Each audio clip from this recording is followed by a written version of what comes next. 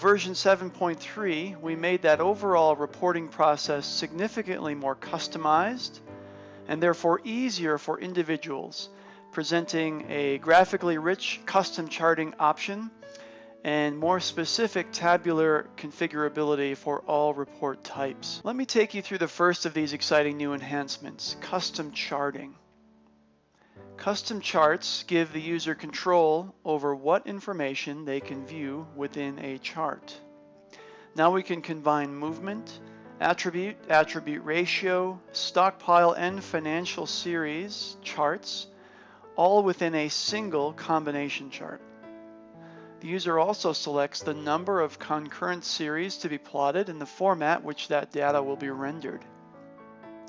Within the view, specific processes can be selected for each series and for the relevant location, stockpile, and movement types. With a variety of these options, the user can create a custom layout of their specific data which is exportable and presentation ready.